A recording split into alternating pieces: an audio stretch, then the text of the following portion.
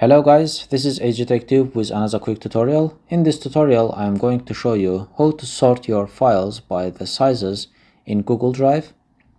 So after usage of the Google Drive for some time, the storage are going to fill up, so you need to understand which files are taking place the most.